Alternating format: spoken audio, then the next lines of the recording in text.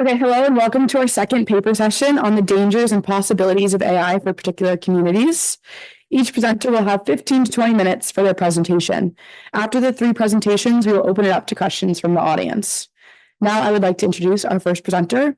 Barrett Reisenhower Guidotti is a doctoral student in theological ethics at Boston College. Barrett's doctoral research explores the ethical implications of emerging technologies, especially artificial intelligence, blockchain, and biometric technologies, and quantum computing.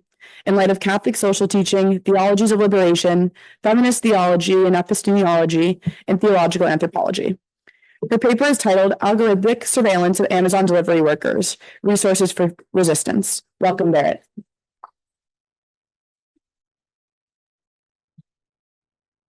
Thank you, everyone. So just a quick note before I begin, I'm also a recovering project manager who worked in the technology industry, both for a Fortune 100 technology company and on a manufacturing floor in rural Indiana. So this paper came out of a class on theology, ethics, and racism. So there's also some pretty explicit undertones addressing racial capitalism.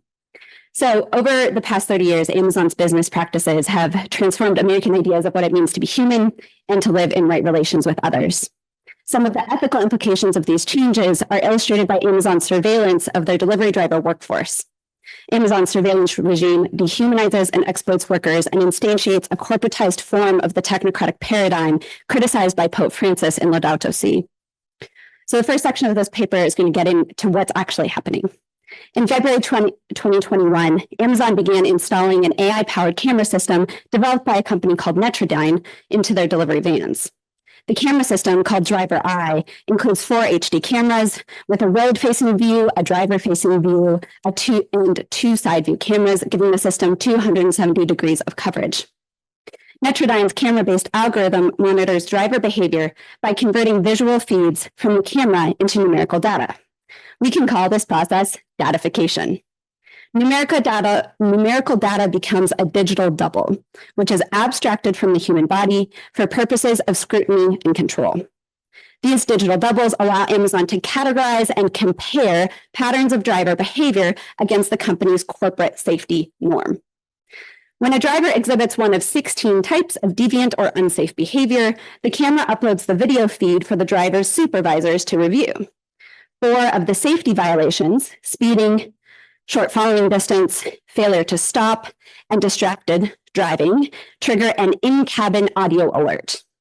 When these deviations are identified, a disembodied voice reprimands the driver and audibly reinforces the safety norm. Amazon uses the AI-driven camera system to police driver behavior in real time. The datification process baked into Netrodyne's cameras dehumanizes people by inscribing determinative data categories onto human bodies. Digital doubles deny the specificity of embodied human experiences, but also cause the driver to view herself differently. In academic language, the system refracts a driver's humanness into a new subject position, a position within a system that conceives of the driver as if she were a commandable, data-generating machine, such that she comes to conceive of herself primarily as being a machine for others. Datification transforms both the driver's subjectivity and the human relationships in which she exercises her freedom. So Amazon and Netrodyne's safety classifications are normative choices. They reflect the developer's social conditioning and their personal ethical evaluations during the design process. Normative choices begin at the most fundamental level of any technology, including database design. As Guy Hasselbeck argues, our databases are sites of political, ethical, and technical work. Or as Ruha Benjamin puts it, database design is a world-building project. That is true because data is meaningless without the humans who give it meaning. The collection and categorization of data is an ethical process that involves moral deliberation. So in addition to the design of a given database, the justifications given by technologists for classifying driver data in one way or another as safe or unsafe are also normative choices. For example, Netrodyne worked with teams at Amazon to classify which driver behaviors aligned or deviated from corporate safety norms. Drivers were not involved with determining these standards. Instead, people in positions of power, within the company, people far removed from the daily routines of delivery drivers establish these norms. Anxiety and fear are significant motivators for those who implement surveillance regimes. As Paul Schurz argues, people attempt to reduce their anxiety by creating orderly systems that offer a veneer of security in an uncertain and precarious world. At the outset of the project, I believe Amazon leaders presume that delivery drivers themselves are unsafe. In fact, in their driver-facing messaging, Amazon explicitly offered safety concerns as one of two reasons for implementing the surveillance regime and camera system. The normative choices involved with the development of the technology distort our perceptions of the end of safety and our perceptions of the appropriate means to achieving that end. The second reason Amazon offered drivers for implementing the system was that the camera system could exonerate drivers from blame in case of an accident. This reveals a second normative position held by the developers. If the basic assumption is that delivery drivers are unsafe accident causers, when a driver says they didn't do it, the driver is probably lying. In Amazon's view, delivery drivers are untrustworthy. A driver's word cannot be counted on, and their descriptions of reality are unreliable. This is why the Amazon corporate video introducing the system to drivers informed them that, quote, video footage can be one of the best tools available for getting facts about any situation quickly. Video footage, in their view, is in say better than any of the facts a driver might provide their own supervisor about an incident. The Notre Dame camera footage is explicitly positioned by Amazon's leadership team as a tool that will allow others, especially the driver's supervisor, to determine the reality of a safety issue case for themselves without relying on the implicitly untrustworthy narrative of the delivery driver. The system is, quote, employed to do the work of alienating the subject by producing a truth about the body and one's identity or identities despite the subject's claims. As a result, the camera system is intended to shift blame onto drivers and away from corporate decision makers. The embodied experiences and narratives of delivery drivers are, quote, constructed and perceived as threat, not just as inferior. Driver narratives about accidents reveal concealed aspects of Amazon's dehumanizing work conditions. For example, ludicrous performance metrics pressure drivers to perform superhuman delivery feats. These pressures lead to driver exhaustion and increased safety incidents. As this delivery driver says on Reddit, feel like quitting so bad. Even customers tell me, how can y'all deliver all day? When UPS and FedEx people go home way earlier than y'all. I ask myself the same question. I tell them, we basically have no life. It sucks because, especially when you have back pain, because I was in an accident not long ago. Wish they cared more about us and how doing this all day affects some people.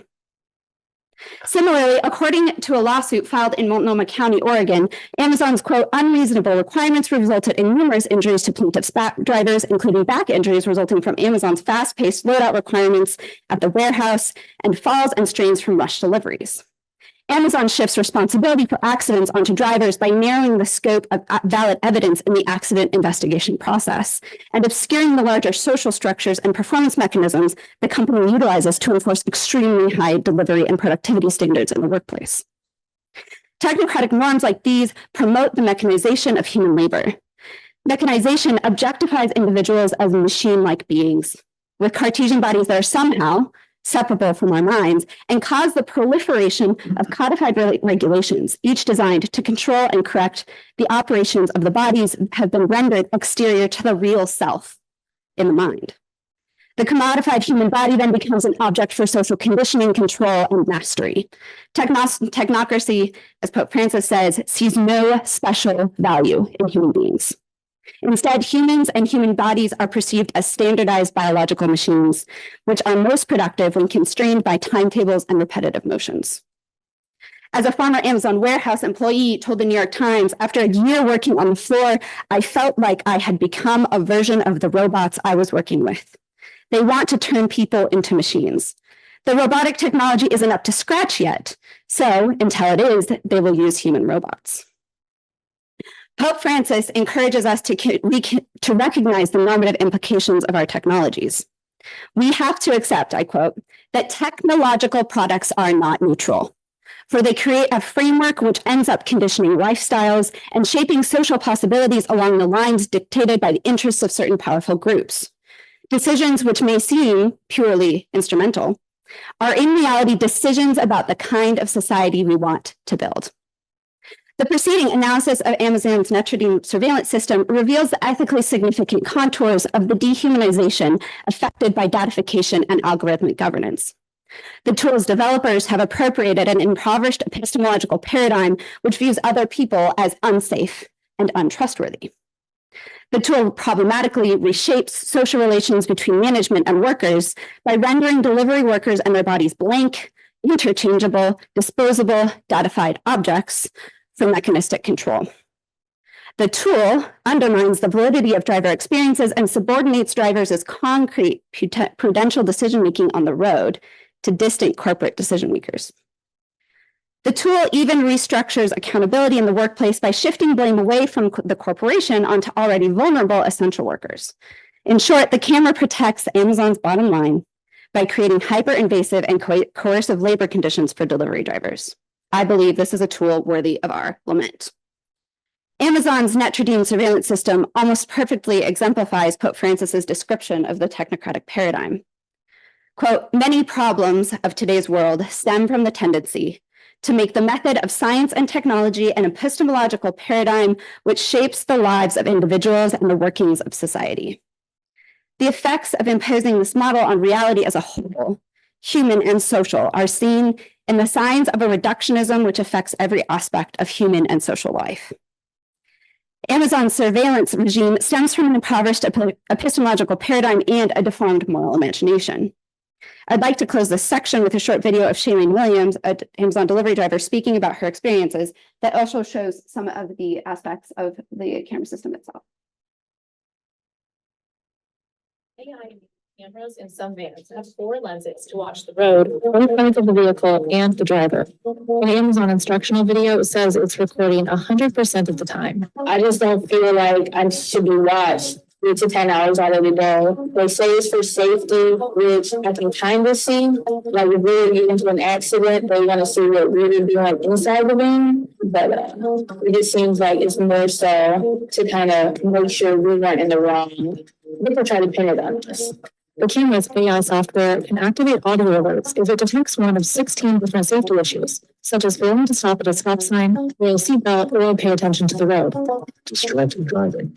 If I make a hard turn or something, or try to grab a phone or something, like you can hear them saying, distraction. Some drivers told us the cameras do provide a sense of safety under certain circumstances, like around aggressive dogs or customers. The camera that's facing out that can see the road, I feel that's a good part of the camera because if you pull up to a customer's house, you know, if there is an altercation, if the altercation is on the camera feed, you know, they can go back, review the camera, and then take action that way. Shailene Williams has been bitten by dogs on her routes. Once, she had to go to urgent care, but waited until after she delivered all her Amazon packages. The first day it didn't break skin or anything. But the second time the dog bit me, it definitely broke skin. I made sure to tell the homeowner and everything, and then I had to go to urgent care after my shift. I wasn't gonna cause one of my colleagues to have to come save me. So yeah, I finished my route and then went after. In a statement, Amazon. The second portion of this paper turns to resources for resistance. So Catholic social teaching, I believe, offers an alternative anthropology ordered by a holistic conception of human flourishing that allows us to imagine concrete resistant practices and liberative possibilities for ethical decision-making in response to Amazon's algorithmic governmentality. I'll focus on 3 anthropological claims that support practical forms of resistance.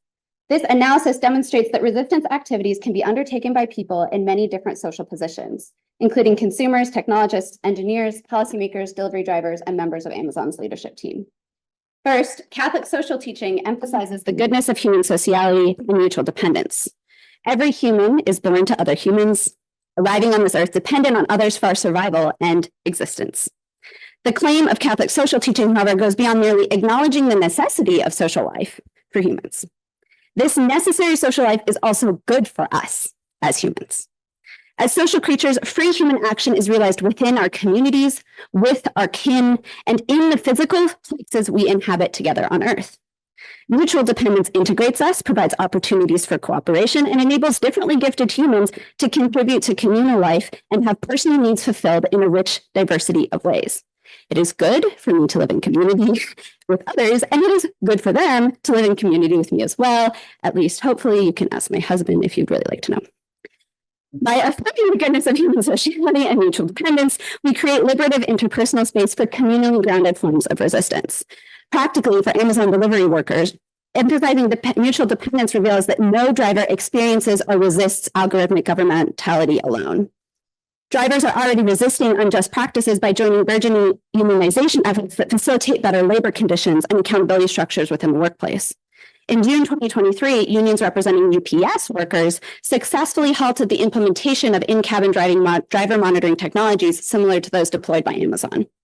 Drivers can resist Amazon's surveillance regime by building informal alliances with others through online forums like Reddit, and by learning from videos posted by other drivers on YouTube that share methods of subverting and avoiding the worst effects of the surveillance system.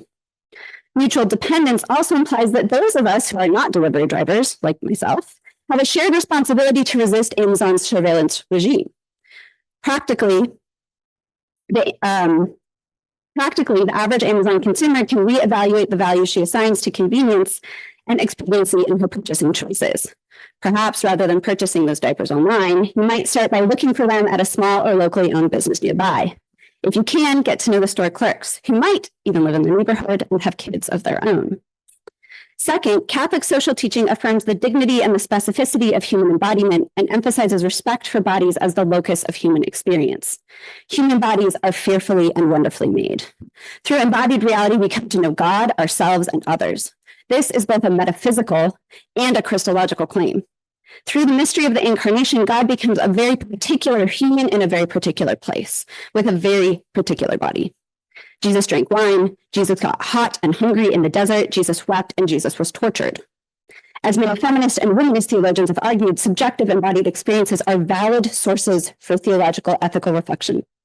My analysis in the first part of this paper examined the fragmentation human bodies can undergo through the perversions of algorithmic governance. Catholic social teaching invites us to critically examine technological tools which transform subjectivity by subordinating embodied experience to algorithmic governmentality. You are not only your datafied flesh. Amazon's camera system cannot encapsulate the physical gestures, facial expressions, moments of silence, body language, and even the smells, the trembling of hands, the blushes, and perspiration that speak to us and are part of human communication. Practically, technologists who affirm the goodness of the body and of embodied experience can begin to exercise precaution when designing algorithms which extract data from human actions and human bodies. As moral agents in the development process, engineers can ask themselves whether the databases and the algorithms they design result in embodied experiences of fragmentation and subordination, or in embodied experiences which affirm the integrity of the human person. And users of biometric technologies can also ask themselves these questions. As Jim Keenan argues, the integration of body and soul is not a given, but a task. Affirming the goodness of human embodiment also opens liberative space for delivery drivers. Flip off those cameras, eat your lunch in the cab, and pet the dogs that are friendly that jump in the cab to visit you. If you're worried about keeping your job, reassert your humanity by running a stop sign or two safely when you're off duty. Third, Catholic social teaching emphasizes the dignifying possibilities of human labor. As Pope Francis says, work should be the setting for rich personal growth, where many aspects of life enter into play. Creativity, planning for the future, developing our talents, living out our values, relating to others, and giving glory to God. Work is an economic activity as well as an activity that promotes human flourishing and provides opportunities for the formation of good moral character. As Pope Benedict remarked in Caritas and Veritate, every economic action has moral consequences. Amazon's delivery drivers, Notre Dame developers, and Amazon's leadership team all deserve the opportunity to collaboratively develop their own gifts and talents in the context of meaningful work. U.S. consumers can subvert certain economic structures by changing how and where they spend their money. Consumers can support companies, worker-owned cooperatives, and public institutions like the Postal Service, which provide more dignified labor conditions and democratic decision-making among employees. Policymakers can support regulations that enable privately held businesses to convert to worker ownership more easily, and Amazon's legal teams could reevaluate their prohibitions against dealing with cooperatively owned subcontractors. In closing, I'd like to say that all of these practices exemplify an incarnational ethic of encounter. By treating one another as beings of equal worth and engaging in face-to-face relationship with one another in the marketplace, the workplace, and the public square, I reaffirm the possibility of authentic relationship in an algorithmic age. On a mystical level, we are invited by the embodied incarnated Christ to resist the technocratic paradigm by cultivating face-to-face interpersonal relationships with others in our community. We are invited to participate in our communities with simple gestures that open unanticipated spaces for personal encounter with God, to meet people where they are. This process reveals new horizons of being in the world, reimagining both who we are to each other and how we perceive reality as a place for love for being in. Seemingly small interventions and practices have the potential to build momentum for larger structures of mutual acknowledgement. In fact, social movements like Occupy Wall Street demonstrate how imagining alternative realities and face-to-face encounter is itself a structure of mutual acknowledgement, which rekindles hope and plants the seeds of abundant life. Humans are called to imagine alternative realities, but also to reimagine the reality we've already received, reality passed on to us through culture, history, and in the stories of others. By attending carefully to the realities experienced inside the Amazon delivery van, we should also be remembering other spaces where certain bodies are cast out and made out of place. In turn, we're invited to realize our own forms of what Simone Brown calls a critical biometric consciousness. We're called to reassert our humanity in face-to-face relationship with others in our communities.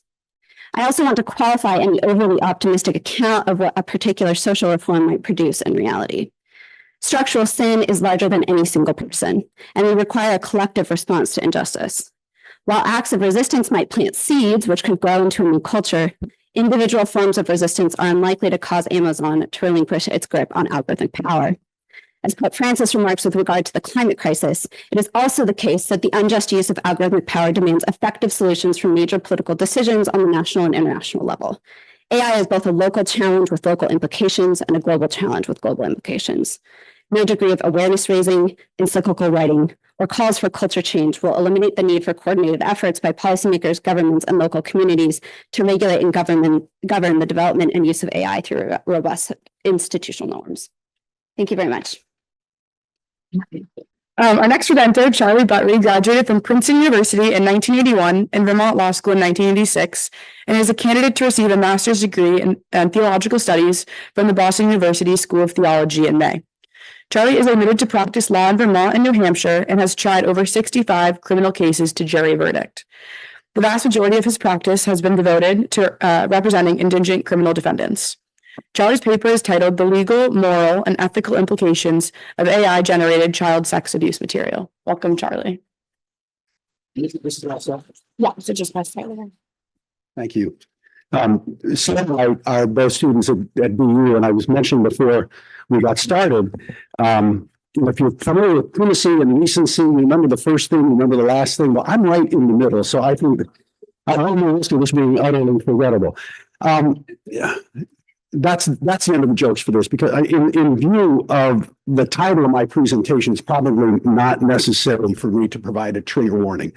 But I'm going to address a topic that is painful and potentially traumatizing because it involves the monstrous abuse of the most innocent of victims. And this picture, by the way, is AI generated. That child is entirely fictional, and we're going to talk about that in a bit. And I'm not going to that's a journalistic term. For beginning one story with details are really only secondary, and then waiting until the meat of the article to get to the essential facts. But my thesis is bluntly that we should legalize AI-generated child sex abuse materials, which is the preferred term over child pornography. And I will be using the term CSAM during the course of my chat here. There are millions of images of child sexual assault online.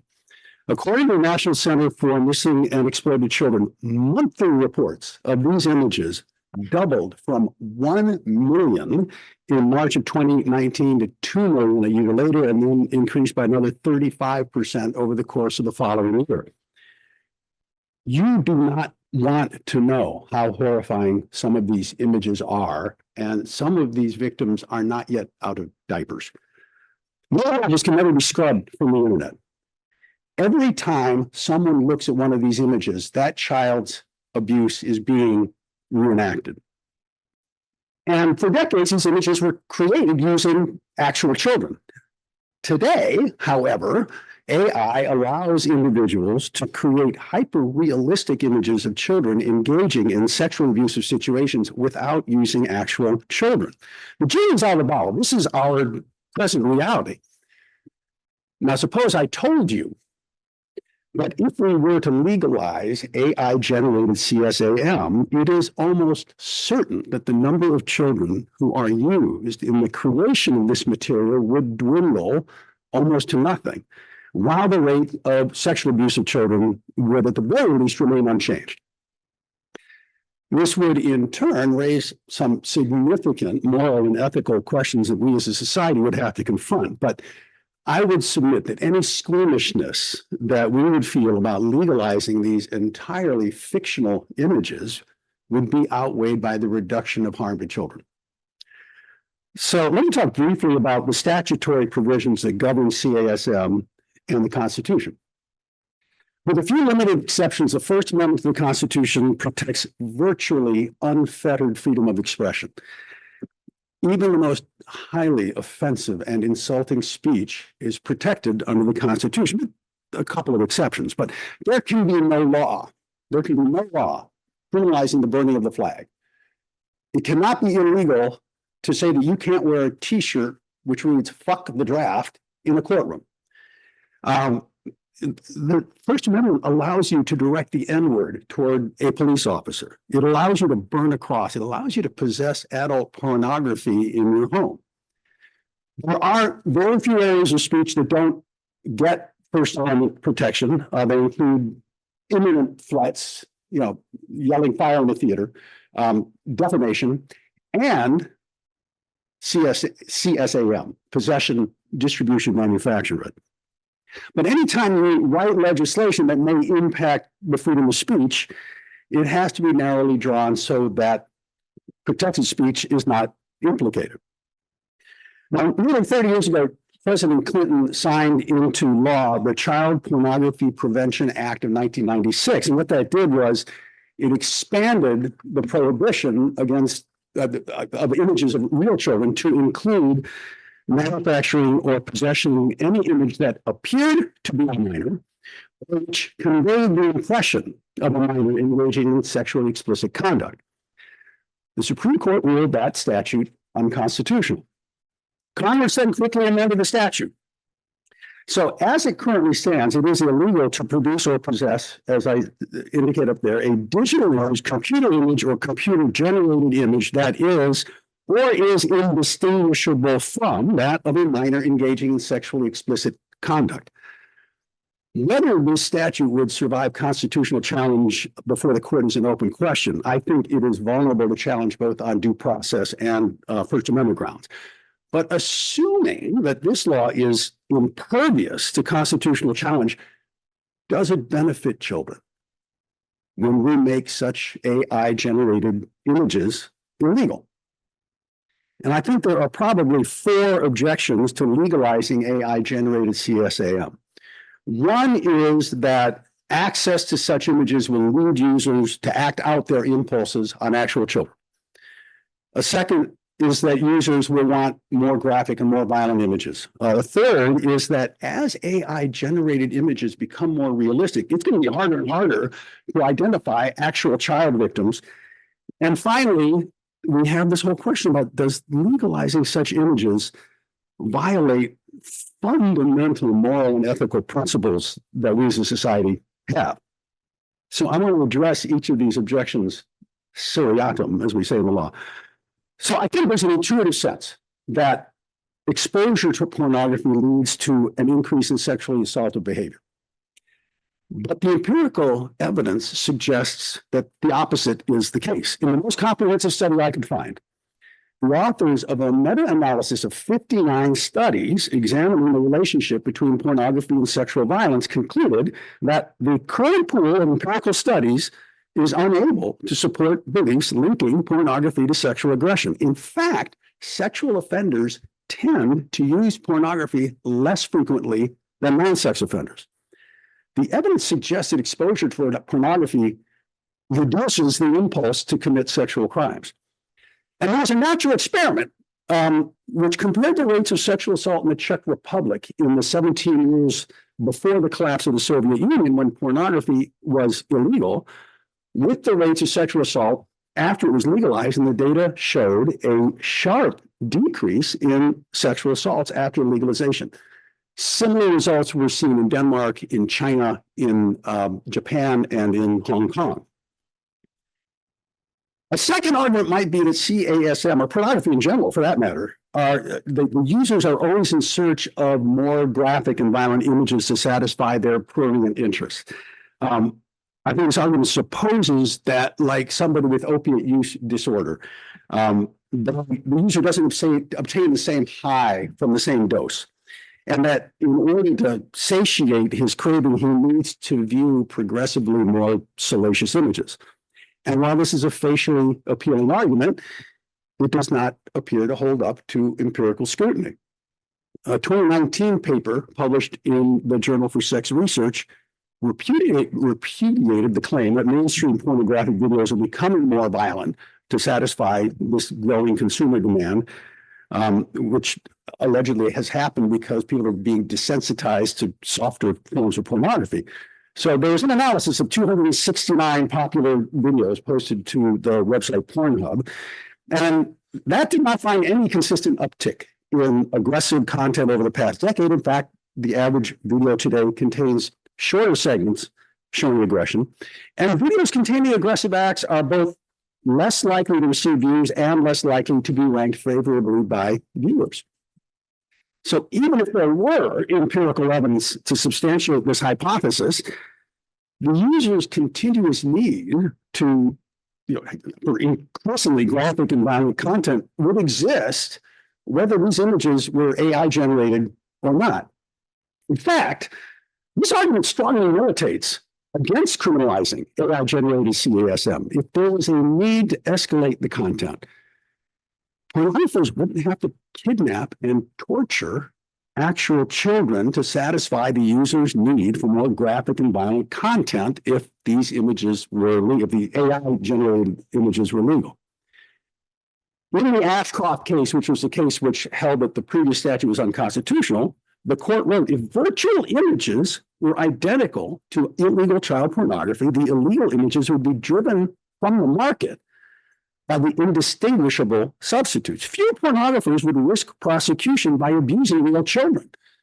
Fictional, computerized images would suffice. If fictional images are legal, there would be no need to abuse living children in making CSAM. Now, another common argument against legalizing AI-generated CASM might be that as this imagery becomes more realistic, it will become more challenging to ascertain whether a particular image is that of an actual child or if it has been computer-generated. Now, we're going to engage in a fun group activity here. The New York Times recently, and I hope people at home will play along, the New York Times recently displayed a series of images. Some of these are real people and some of these are AI-generated. I did really poorly on this, by the way, but we can start with graffiti in the upper left-hand corner. You can ask yourself, AI generated or real? AI generated or real? That's real. Okay. How many are at 100% now? The woman next to him, AI generated or real? Oh, it's not as easy as you thought, right? The woman next to her is AI. The young lady next to her is AI. All right, now we're down the bottom, the left-hand side, AI, the guy next to him. I was absolutely sure that was AI, absolutely sure. The guy next to him, anyone? AI? The guy next to him? I was sure he was AI. Did I correctly identify all 8? I mean, I think I got 2 or 3, right? I didn't even get half. And I mean, if I'd done it randomly, I would have gotten half. But if we can't tell from this exercise, how much more difficult would it be for law enforcement to identify child victims and locate and prosecute the abusers? So the argument goes, we're legalizing AI-generated images of child sexual assault, make it virtually impossible for the prosecution to prove at trial, beyond a reasonable doubt, that the images were of actual children. And I think that particular concern can be addressed by careful statutory construction and regulation. In those states where marijuana is legal, for example, I mean, every product that is available for retail sale has been certified to contain a specific percentage of THC. Similarly, where CSAM is legal, those who are creating the images would have to, for example, provide the code to the regulatory agency or perhaps register the images before they can be put on the market. And in the cases where someone is charged with possession and manufacture of CSAM, let it put the burden on the defendant to show that this was computer generated and not using an actual child. In the law, we have these things called affirmative defenses: insanity, alibi, self-defense. I'm charged with something. I'm saying, no, I was insane at the time. Well, it's my burden to prove that I was insane at the time. The state doesn't have to prove that. Similarly, if I'm charged with possession or distribution of these images, if I can show these are AI generated, if not, the jury's going to probably find me guilty. Finally, there are undeniable moral and ethical objections to legalizing CSM, and I don't think they can be easily dismissed. No one would take issue with the Supreme Court's dictum in the Ashcroft case. The child sexual abuse is an act repugnant to the moral instincts of a decent people. If child sexual abuse is, as we all agree, repugnant, viewing child sexual abuse has to be equally repugnant. And if viewing CSAM using actual children is repugnant, then viewing CSAM using images that are indistinguishable from actual children must be equally repugnant. So from this perspective, the manufacture, distribution, possession of such images violates these fundamental ethical and moral principles, irrespective of whether we can reduce child abuse by legalizing them. On the other hand, if we look at the impact of legalization across society as a whole, an outcome-based or utilitarian theory of ethics would conclude that as repulsive and distasteful as AI-generated CSM is, protecting us from our disgust of such imagery is far less important than the lives of these most innocent of victims who would be spared if these images were legal. If we legalize AI-generated CSAM while maintaining harsh penalties for their manufacture, distribution, and possession of actual children, no one would risk extremely lengthy prison sentences when they could legally create extremely realistic images with the click of a mouse. Legalization would go a long way to saving thousands of children from this abuse. At bottom, whether we like it or not, AI-generated CSAM is now a reality. And if by legalizing it, we can save children from the most cruel, abominable abuse imaginable, shouldn't we do that?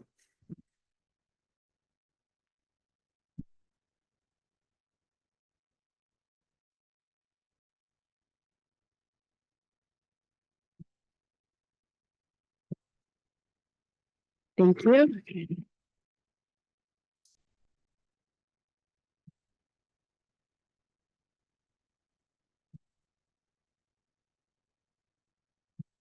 Really, that was really interesting.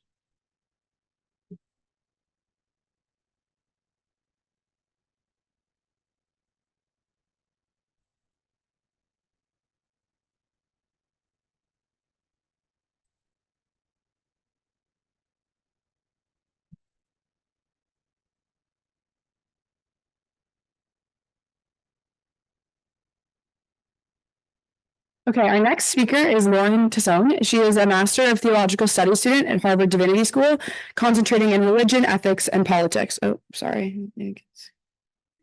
Fine. And politics. Her research focuses on the intersections of Catholicism, media, and gender.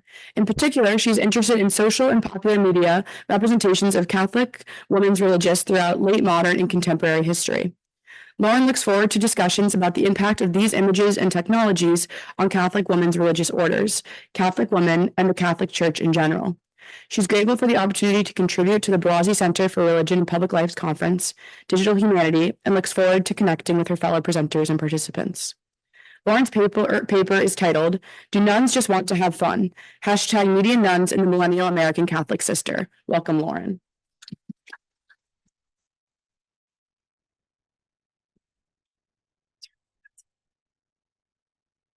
Hello, can everyone hear me? Great, thank you, Emily, and thank you, I'll echo what Emily read in my intro to the Buttrey Center for this opportunity. Before I begin, I also want to just say thank you to my friends who came to support me. And this research came out of a longer project that I produced for a course at Harvard Divinity School last spring, under the guidance of Professor Catherine Breckus at Harvard Divinity School. And so I want to say thanks to her as well. And finally, I want to say thank you to any women religious, sisters or nuns who are in the audience or listening now or later in the recording. Your love and labor in the church deserves the utmost acknowledgement and respect. And I study Catholic women religious because they inspire me, and I hope that others feel inspired today as well. So, without further ado, do nuns just want to have fun? Habits, church, or prayer. That's what people think of when they think of nuns. But what about Facebook, Twitter, Instagram? That's what Sister Emily Beatel declares on the Today Show, segment entitled "Meet the Millennial Nuns Sharing Faith Through Social Media." This segment features Sister Emily and Sister Chelsea Bethany, who are both daughters of St. Paul. Also known as the hashtag Media Nuns, the Daughters of St. Paul is a global order of Roman Catholic sisters whose mission is to share Jesus Christ's love through the media. Reporter Savannah Sellers hails the sisters as TikTok experts. Indeed, despite wearing the habit, the sisters appear modern and media savvy. After the interview, Sellers joins her co-hosts when Al Roker points to her and jokingly asks her if she was thinking about joining a, quote, higher order, end quote. The five hosts laugh. But to me, these nuns are no joke. As I write, I press play on the Daughters of St. Paul's artist page on Spotify. The songs, popular Catholic hymns, are familiar to me. Their voices are uplifting. They are talented. In December 2022, Sister Julia Mary Derenkamp posted a series of photos from the Daughters' annual Christmas concert to Instagram. The main photo depicts her standing on the stage, facing the seats in the theater. The Gaylord Center, the concert venue in Charleston, South Carolina, has a capacity for 1,818.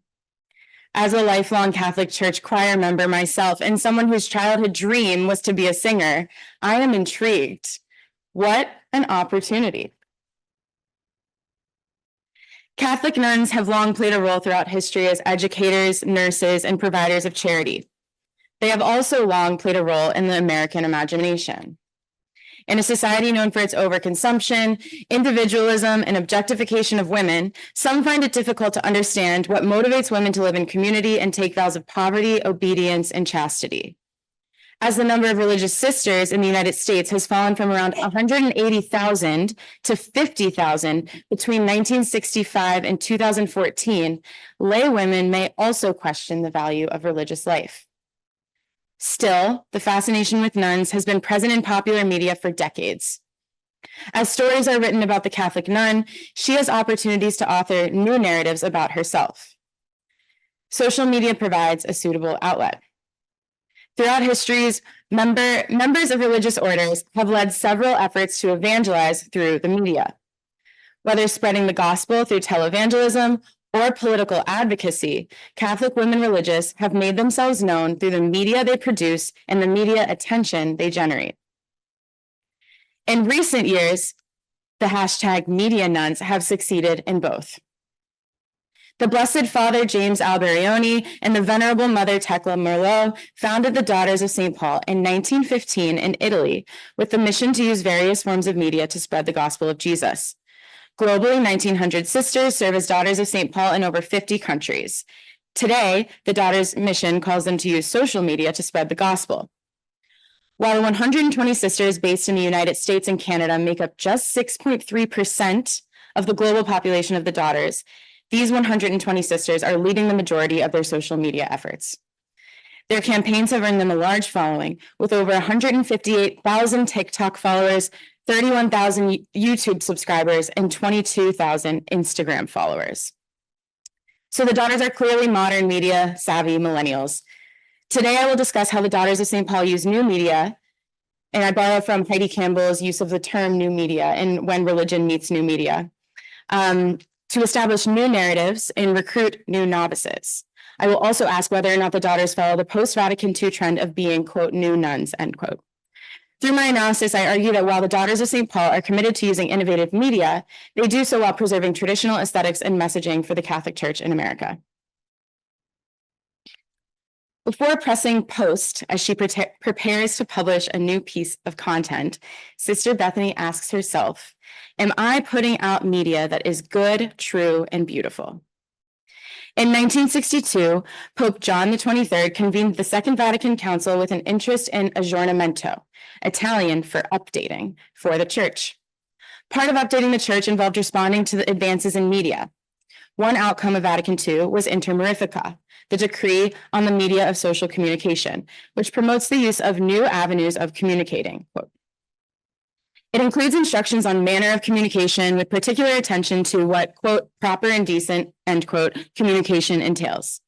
The decree highlights the importance of using moderation and self-control in media consumption and states the Church's interest in establishing a, quote, truly Catholic press, end quote. Following the precedent set by Inter Mirifica, Pope Paul VI emphasized, Pope Paul VI emphasized the duty of the faithful to use media to evangelize in an apostolic exhortation published in 1976.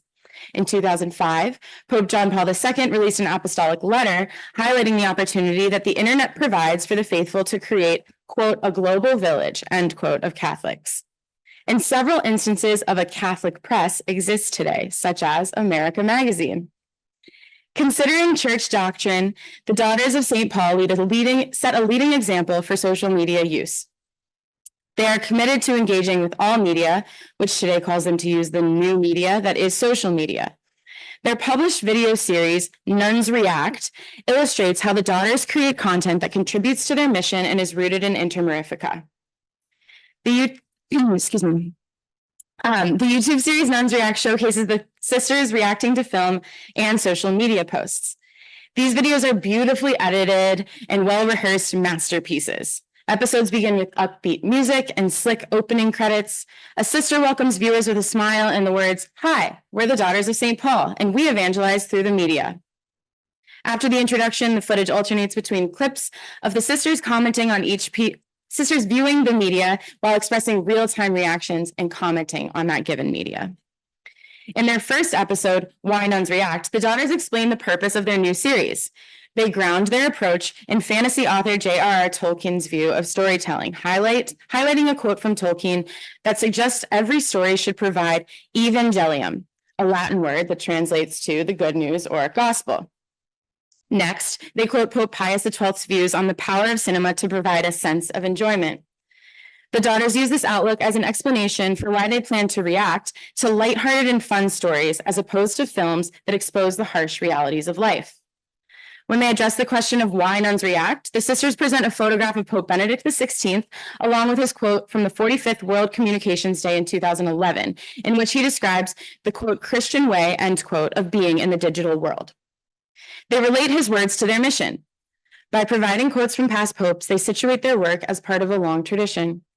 Through referencing Tolkien, the Daughters illustrate their goal to engage with content that is not blatantly religious as a Christian way of being in the digital world.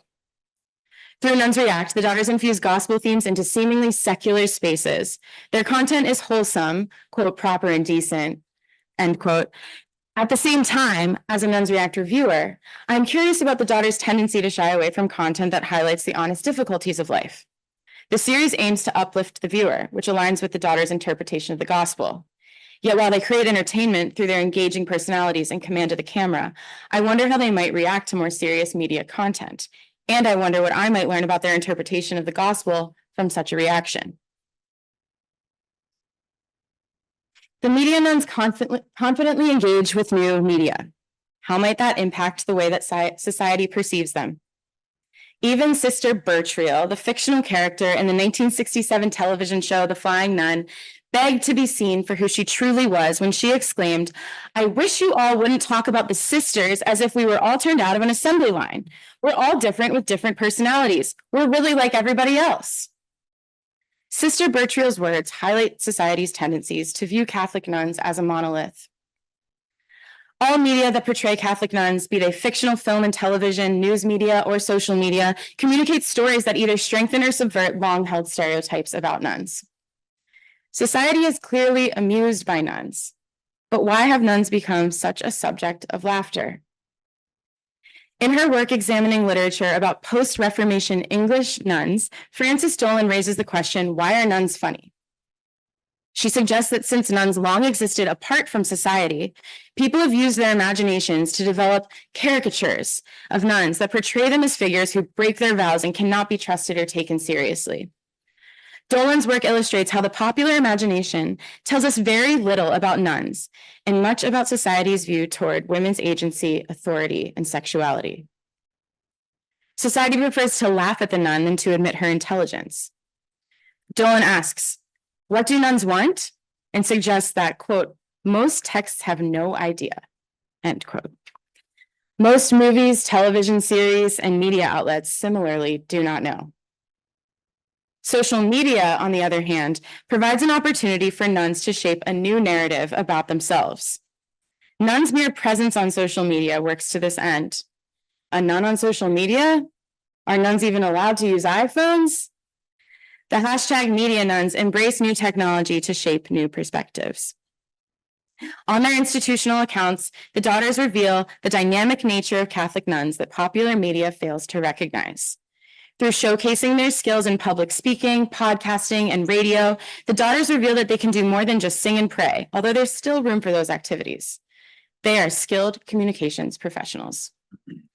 While the daughters' institutional accounts broadcast their collective identity as a vibrant congregation, individual social media accounts give their daughters a chance to challenge stereotypes by revealing the internal diversity present within their sisterhood. Some of the Millennial daughters have emerged as social media influencers, garnering a far larger following than the daughters' institutional accounts. Through broadcasting their individual Millennial voices, they reveal that behind every sisterhood is an array of dynamic women. Perhaps the most social media famous daughter, Sister Bethany, seeks to encourage and inspire her followers on TikTok. She has grown her audience to 196,000 followers and has received 6.4 million likes. On TikTok, she communicates that she is cool and relevant. By taking part in trends, she shows her community that she is just like them. In one TikTok, Sister Bethany collaborates with Catholic nuns from other religious orders to join a dance challenge. The caption reads, #duet with Sister Lisa. Look out, it's nuns having fun. Wanting to have fun is one thing, but Sister Bethany shows that nuns practically invented having fun.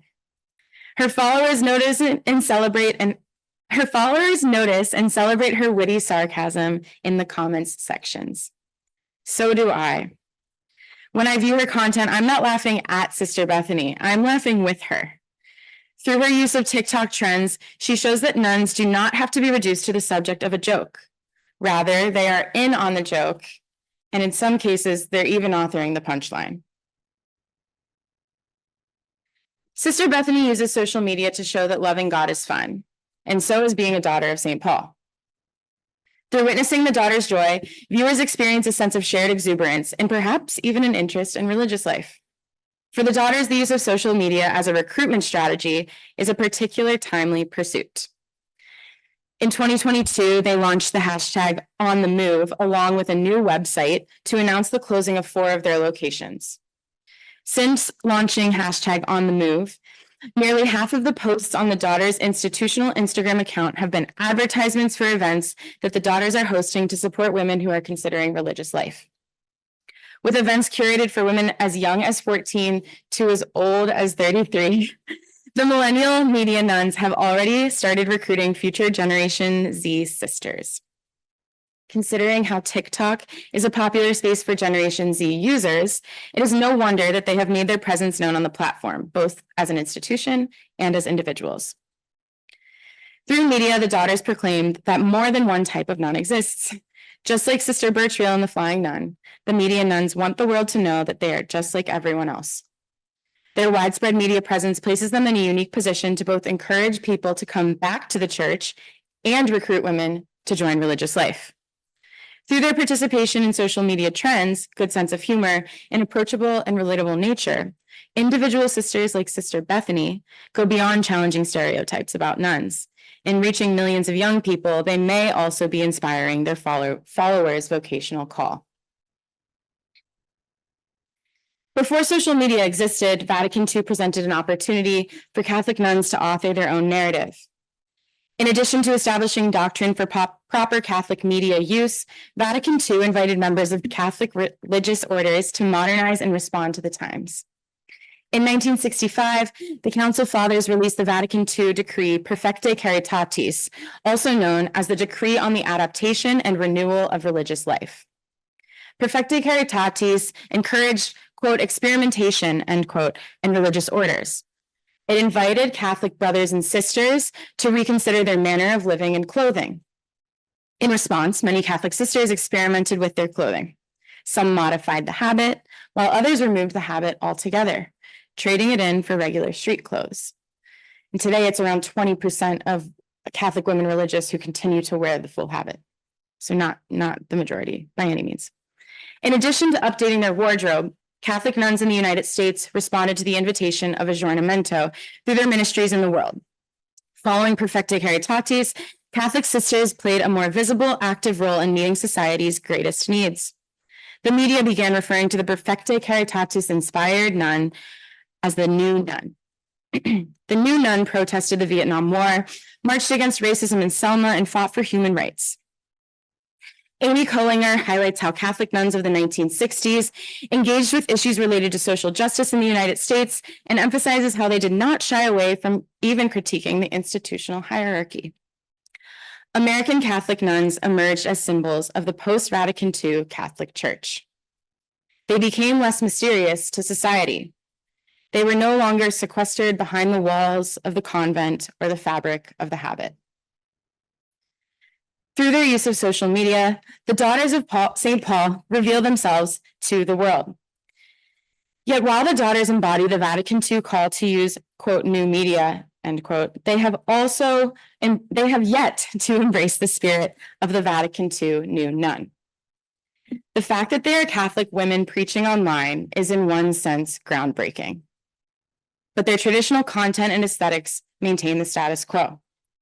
With a big platform and large audience, the Daughters showcase their devotion to Jesus and share their understanding of the gospel to the social media world.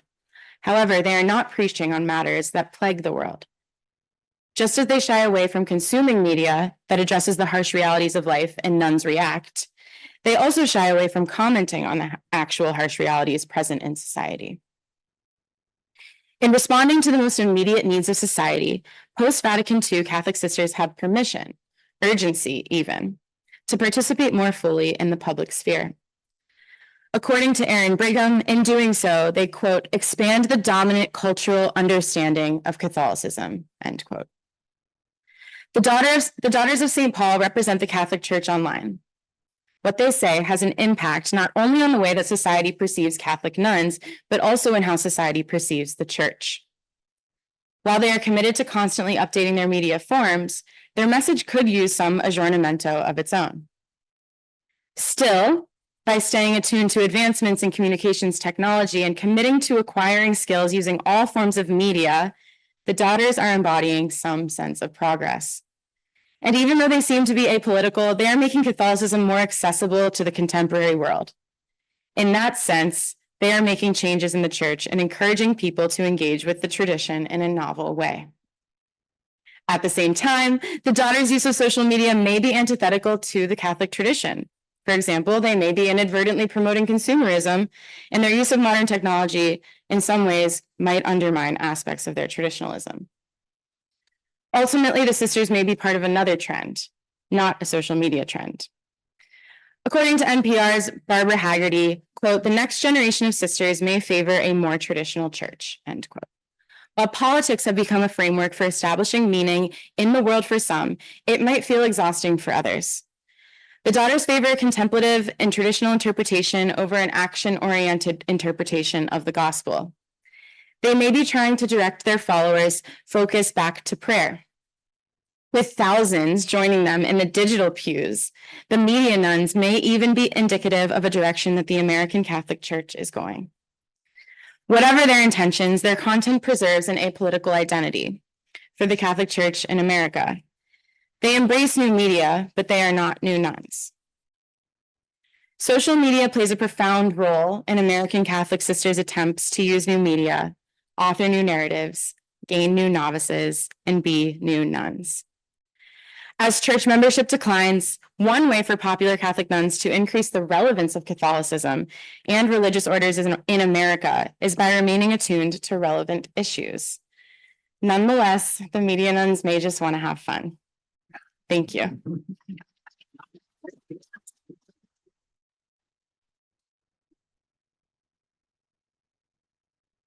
Okay, we will now open up the floor for questions. We only have about 5 minutes before lunch.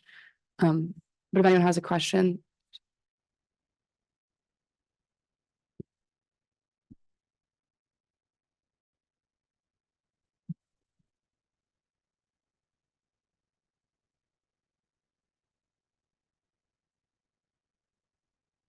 No problem. Thank you all for your papers. My questions to Lauren, the last paper.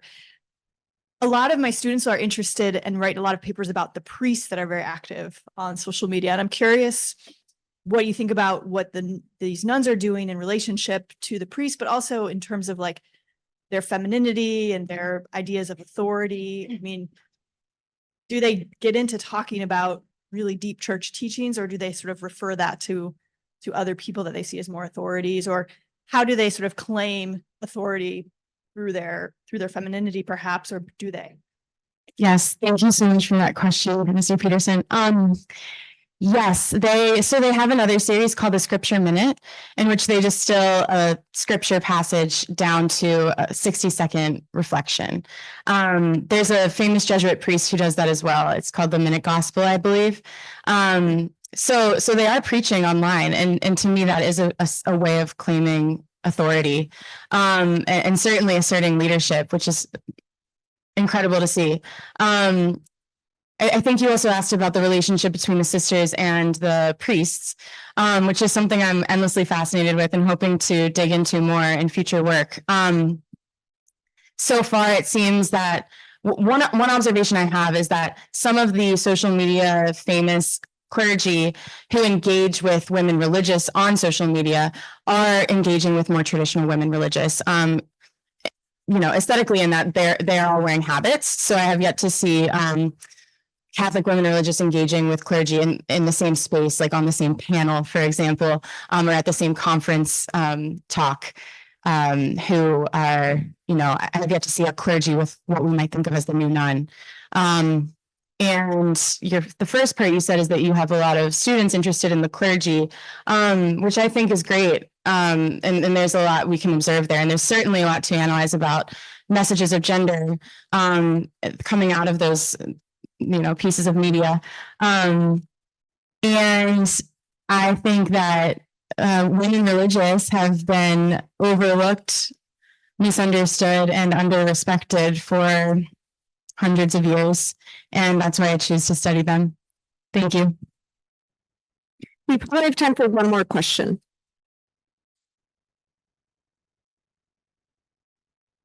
My question's for Mr. Buttrey. You said in your paper, you used a non-correlation between sexual assault and porn viewership as a justification for legalizing CSAM. Assuming that porn viewers' preferred method of sex is consensual, and assuming that pedophile and hebophiles preferred method of sex is the equivalent with children, do you think it would be more effective to measure the increase in sexual act frequency with an increase in porn viewership to get a better insight on the effects of legalizing that material? Do you mean by narrowing the focus to CSAM as opposed to regular pornography? Well, all sex acts with pedophiles and children are inherently sexual assault. Yeah. Rather than using sexual assault for two consenting adults, do you think it would be more useful to measure an increase in sexual frequency in the way that viewing porn may result in higher sex acts in two consenting adults, and that may correlate with pedophiles and children? Absolutely. And I don't think there are any studies out there because those are hard data points to obtain. But no, absolutely, that would give a much clearer understanding of cause and or correlation. You're absolutely right. The use of sex robots in Japan, though, is a helpful case study looking at relations between a human and a non. Well, so that's just one thing I was also thinking about, which is I don't think it's illegal to create a sex robot that resembles a 10-year-old child, right? Which really creeps me out. But do they have more sex robots in Japan? Yeah. I did not know that. Thank you for the question, though. Yeah, there's more research that should be done. There's no way that I don't think any legislative body is going to agree with me for the ethical and moral reasons. But I mean, even if the data were to substantiate my view as it relates to children, I still don't think any legislature is going to do that. Okay. So on behalf of the Blasey Center, thank you so much for attending the sessions this morning. At this point, we are going to move into lunch, which will be served out in the hallway. In terms of like eating lunch, feel free to eat in this classroom, or the classroom next door is also open for our use. And we will gather again at 12:30 for our third and final student paper session. Thank you all for being here with us today.